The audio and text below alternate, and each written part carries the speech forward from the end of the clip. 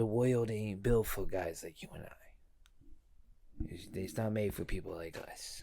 The world's not made for people of our expertise.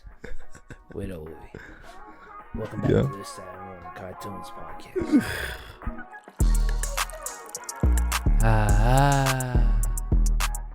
Ladies and gentlemen, I'm Doug McDowell. Next to me is the greatest podcast host of all time, is Right Before the Second, and we are talking about Colin Farrell and the Incredible Penguin, especially it is so the good pilot and first episode that is premiered. First episode of James Gunn. Fully first episode of it's Reeves, first episode of the DC Studios. Yes, which James Gunn created when he came on, I believe. Yeah. Is how the timeline went. Yeah. Episode 1 is out. It's a great fanfare and great, pomp and circumstance. Goddamn, Colin Farrell. He not only is this a love letter to Sopranos, just obviously, but goddamn, did he say so many phrases so freaking cool, dude. The world ain't built for guys like us. The world ain't built for guys like us. I loved it, bro. Every time he hit that I in the words, I had to pause it and write it down just so I could remember it later. A couple of things we'll go over as we go through this episode, but just I want to talk about not only the name change, but his limp. I like the limp, in the comics it's always been like hip things, this, that, and the other. I'm glad that they not only went through a new take on the name. I kind of like it better for this Sopranos-esque DC universe. I kind of like it too. Yeah, I'm kind of behind it. But I like that he has a deformity. Right. It makes sense. And it makes sense when he makes the kid drive. Right. Way more now. Yeah. Like how much pain that probably is. Yeah. So I don't know if you were thinking this. We could talk about his disability for sure. When he took like that shoe off, my first thought was, oh my God, how does LeBron play with feet like that? Because he just has LeBron James feet. Like his toes, like it looks like LeBron's feet from the beach. I don't know if you ever remember seeing that exact picture I'm thinking of, but yeah, I love that about the character. The waddle he does is penguin-like. Like, of course. I love the disability, like the things he wears on his feet. They get on the train and he looks at the disabled seat and just like despises that he is disabled and goes somewhere else or whatever. Yeah, making the kid drive makes sense. I didn't think about it being his disability, but that makes a lot of sense. I loved it. I thought the beginning of the show was incredible. It was a great start, dude. Like, talk about a title card. Yeah, it was great, just man. The fuck. Yeah. It was such a good one, man. Because he knew he was gonna have to do it with his limp. Dude, I was so tense that whole cold open because I just knew that the guy was gonna got somehow, and then. He was fine. He was fine until he started laughing at him, bro, and there was no hesitation. Yeah, he's ruthless. He's ruthless, man. I liked the kid. I liked Victor a lot. I hated that people heard the name Victor and said, "Oh, is he Cyborg? Oh, is he Victor's ass?" No, he's a henchman. He's a goon. Yeah, he's just a nameless person. Were like, oh my goodness, are they gonna make him Mr. Freeze? Yeah. Oh yeah. It was ridiculous, man. Mentor. He sees. I think he took up for him because of when he first met him. The speech impediment. I think he saw. A little bit into it. I didn't take it like that, but I can definitely see that because he was gonna kill that kid until he started stuttering and just kind of lost his mind there. Yeah. Dude, that's a good take on it. Yeah, I like that too because the kid is nice. I like he really is like Oz's Robin. Like genuinely, he is such a sidekick to him because I already get the sense that Victor cares for Oz already, without a doubt, which is just a wild thing. Like it's such an unlikely pair. Like the fact that Oz he was sitting there pissed about the pickles. Like he asked for extra pickles and they put 2. Is that extra pickle? And he's like, you want one of mine? Of course not. I don't want it from your sandwich. But like the fact that he would offer, it's not like you're my boss. It didn't feel like you're my boss. I'm your henchman kind of thing. It was like genuine. You want mine? Yeah, you want mine. It's a nice relationship they built already in one episode. Without a doubt. And we're gonna jump back and forth between the episodes or throughout the entire episode. But like at the very end, ending on the suicide slushy. Dude, yes. Love it. Dude, I love it. We call this foreshadowing. It was so good, dude. Yeah. Their whole relationship. And I love how smart Vic is. Yeah. Way better idea than taking the head. Yeah. Way better sending the full body with just missing the pinky. Way better. Yeah. That just sends a much better message. And it's not what Sophia thought he was, Mhm. because then she would have known immediately that it was Oz. It was Right. just the head. Right. She was calling him ruthless while she literally torturing him. Dude, exactly. Um, That's what makes me so excited for Victor going forward, because he not only does he already care for Oz, but I think Oz already has seen that he is helpful. He's smart. He understands. Yep. He's a dumbass kid, but also he gives a different perspective, and Yes. he's useful. Yep. He's useful in a very specific way. Also, fun fact: while they were making, he was talking about doing anything more for the Penguin. He was like, "I never want to be in that suit ever fucking again." And people were like, "Oh, it's just a face suit. What's the big deal?" And then they saw the first episode. In this episode, she kidnaps him and strips him, and they're torturing him. Dude, that was an insane scene. They said they used actual pictures of Harvey Weinstein to model the body shape of the Penguin for that scene alone. That was great. Great prosthetic work. Without man. a doubt. Oh my god. The hair from the shoulders, the whole nine. Dude. Tony Soprano. Tony Soprano. Yeah, and we can talk about the scene. Yeah. He almost gets carjacked for his plum car. Yeah. And it's just genuinely, literally a shot for shot The Sopranos. homage remake, whatever, of The Sopranos, where Tony Soprano's getting carjacked and he slams the guy's hand and whatever. Yeah, it was the same exact fucking thing. It is just the whole show. Whole episode 1 was just a Sopranos thing, a Sopranos love letter kind of thing. Oh, it was so damn good, dude. It was so good. It really was. And just the relationship between fucking Oz and Victor, like the end scene where you were talking about with the slushies. Victor's safe going forward because Oz cares about his opinion, bro. Why would he ask? Isn't it so much better? Why would he care that they went and got them afterwards? I had to think about the trachea, and I think about the spinal cord, and it really was like Oz was like, "You're right." Yeah, like, dude, what they're building for episode 2, I can't wait. Yeah, because obviously I knew Colin Farrell was going to kill it as a Penguin. I knew whatever they did with him was going to be great. I did not expect this kid, whoever he is, to come in and his character to be great. I didn't expect him at all. Also, I did not care about the casting change for Falcone Sr. Yeah, I didn't care at all. Not at all. He's off doing Severance season 2, season 3, whatever. Zero issue. Didn't care in the slightest. Nope. This is what I have. I have zero, especially if they kind of look like each other. I don't care. Wasn't a big deal. No. Keep that in mind next time you want to de-age or you want to do something fucked up that someone's already passed. You want to put him in the fucking movie. Eat dick. I loved it. And also, that's the guy from the fucking Kingsman. You know what I mean? Oh, yeah. Yeah, I love him to death. I loved how funny it was. It was really funny. Like the scene where where he was like, "Listen, kid, if I don't come out, nah, fuck it, I'll be fine." Like he broke so easy like that way 4 different times in the episode. Dude, it was so goddamn funny. It was so funny.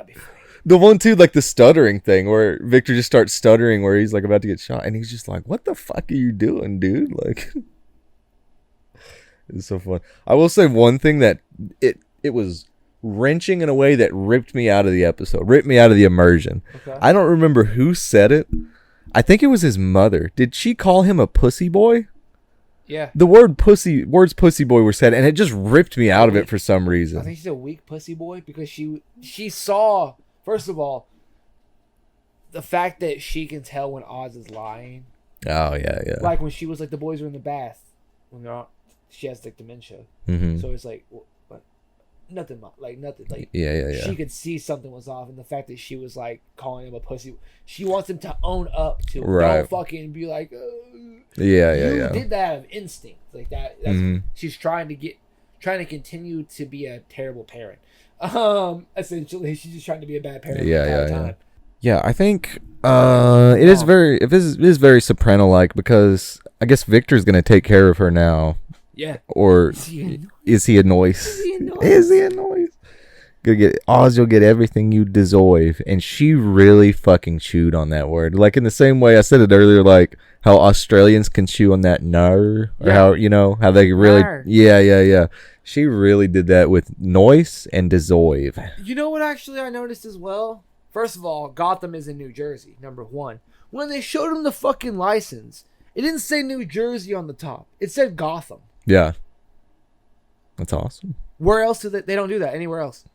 They just wanted to make a point that it was a Gotham ID. Yeah. And I genuinely love that fact. Right, yeah. They like didn't say the every other state. state ID or state license is. That's a funny, yeah. Yeah, because it's like they don't It's have the a fucking, state, not the city. Yeah, like we don't have I don't have a Fort Smith or whatever the fuck. Like we don't have the Greenwood. They don't have those. That's true. I didn't think about that. Yeah, I saw that. Oh, I was wow. like, what kind of fucking business, like bus pass library card bullshit is this?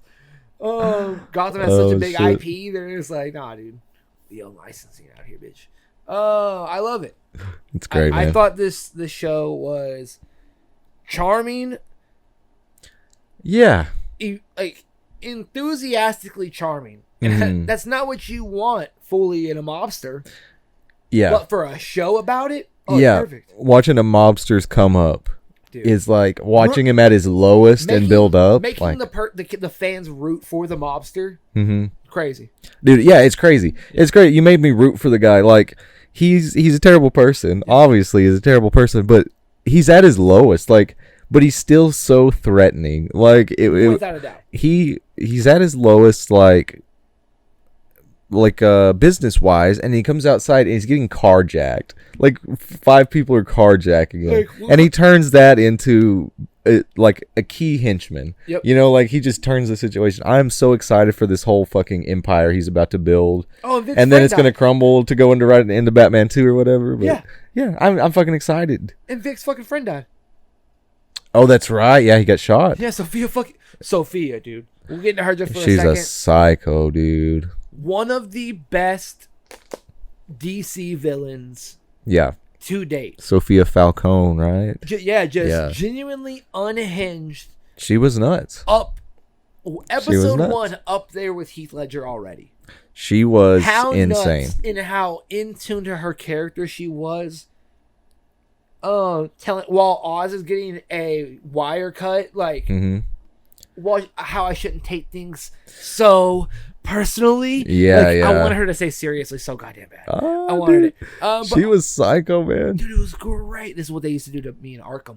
This shit was great. Like the fear Dude. when she walked into the room, the first scene when Oz had his back to her, the fear she struck, that how they toned the question talking to Oz, like, oh no, wait, well, and then he realized what was going on and like turned around. Like the fear that they have Dude. been able to portray in this, I love it. Dude, I love it. The visual storytelling with her too, because I know it's obvious, beat you over the head shit. Yeah. But when she shows up first, she's wearing white. Yeah. She's being nice, and then when she comes back later, Solid black, crazy eyes. she has black on. She thinks Oz killed her brother. She's torturing that motherfucker. Got a gun in his mouth. Stripped him naked.